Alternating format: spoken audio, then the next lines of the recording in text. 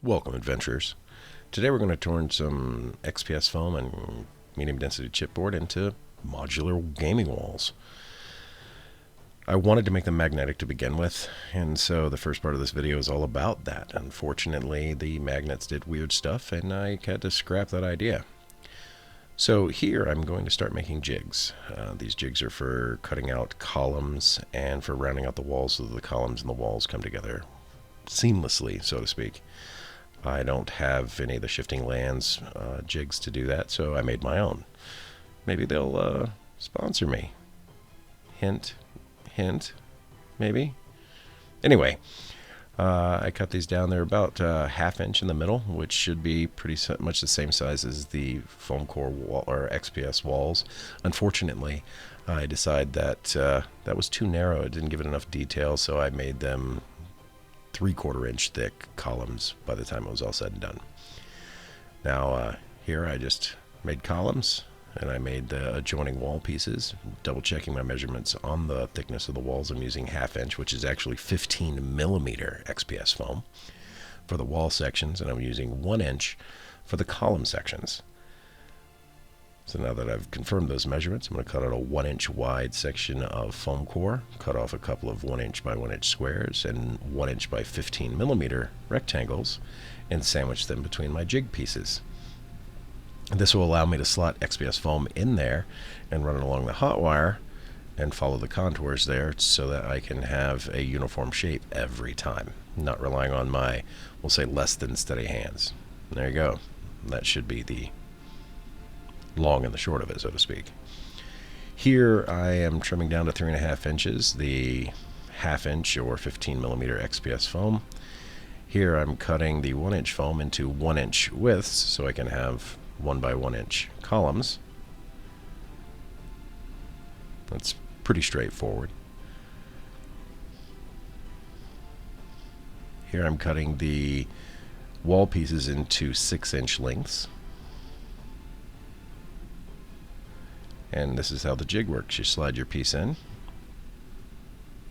run along your hot wire, just like that. Slide the now cut piece out, give it a 1/4 turn, and slot it back in. Now you could make column shapes out of whatever you want, whatever design you find useful, and cut them out of the medium density chipboard like I've done. Of course, it's time consuming to do very intricate ones. Here you can see me trimming off the edge of one of the wall sections. I think this was actually a test piece just to make sure that I could do it accurately each time. And this is when I realized that that column was just too narrow. So here's where I upgraded the column width. Now I'm needing another jig for actually placing the magnets. I want it to be accurate so everything lines up the way it's supposed to. So this jig is actually for the column pieces because that's a 1 inch wide by 3½ inch tall section, lined down the middle of it, so the ½ inch, and 3/4 in from each end I placed a toothpick tip. So that way I could place the column in just like you see here, rotate and repeat. I made something similar for the wall sections. Of course it was 15 mils and a 7mm depth on the where the pointy bits went. Now the black dots you see are so I could align magnets, and you see it's not sticking together there. And then one of the magnets even popped out.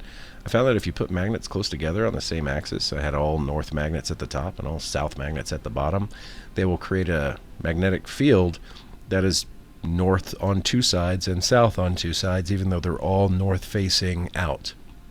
I tried putting screws in the columns. I tried putting these little jeweler eye loops in there, and nothing looked right, and some of it weren't strong enough to pull the magnetic field to. So after much experimentation, I scrapped that idea and decided to make slotted walls instead, which means my jigs were basically useless. But now you know how to make a jig. Here I'm going to cut off a 1 inch length of medium density chipboard, cut it to 3½ inch lengths to match my wall height. I'm going to use the same 15mm XPS foam to sandwich between these pieces, similar to the jigs, except it's going to run the full length. And hot glue those together. Here I'm just transferring the pattern from one piece to another, so that way I can make some additional ones. And these are actually going to be end caps for the walls, so that you don't just have a bare wall sticking off at the end. And like I said, hot glue, sandwich together. On these, I'm going to trim off the extra XPS foam, just like that, because I want it to be nice and clean. And then I'm going to, off camera, wrap a little bit of thin cardstock around those exposed edges on the end caps. For all the pieces here, the 4-way, the 3-way, the L corner, and the wall extender pieces, I'm going to cut pieces of thin cardstock from food packaging to cover all those exposed edges, because I didn't like the way it looked. Now I'm cutting some EVA foam. It's also going to be used to cover my seams for all these wall connectors. It takes quite a few, obviously. I just cut them to a 1 centimeter width. Use some Aleene's tacky glue. You could use regular or old white glue, super glue even, because it's cardboard and EVA foam, or whatever you'd like.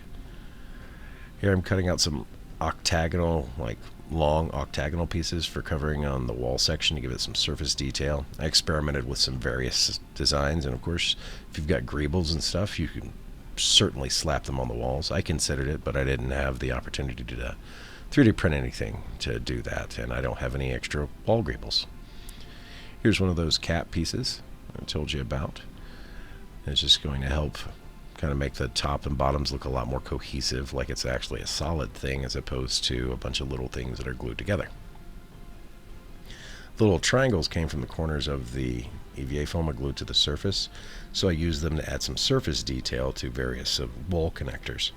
They don't have any meaning or purpose, but they looked neat and added some detail. And again, just Aleene's tacky glue holding that together. Now this is a drawing pencil that has a retractable graphite holder, and it's actually 3 little like gripping claw looking things, but I recognize that they kind of look like a rivet, and so with the graphite pushed in just below the surface of where they grip, I can take it and press down and create a very interesting looking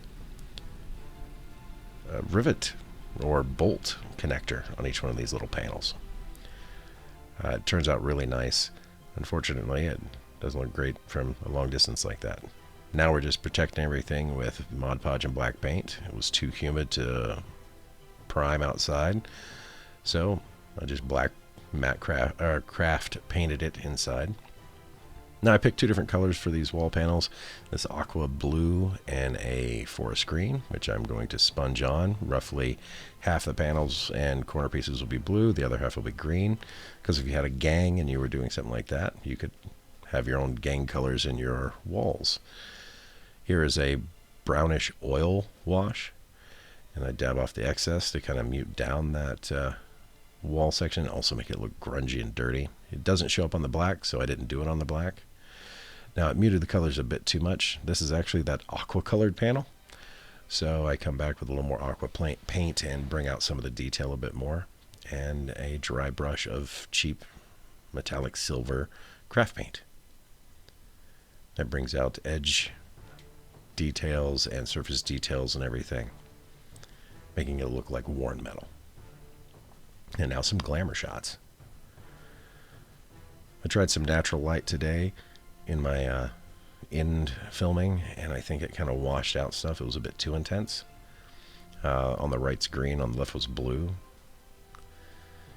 Here's some wall connectors, the wall extender, the 3-way wall, and an end cap.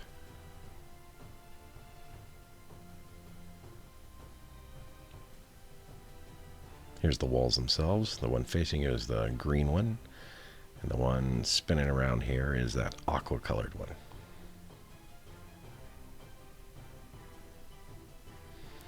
And some various layouts.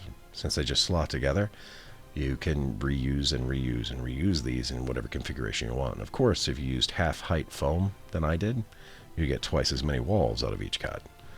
I went with the 3.5 inch because I thought it looked good, but you could go with 2 inch or 4 inch or whatever you want.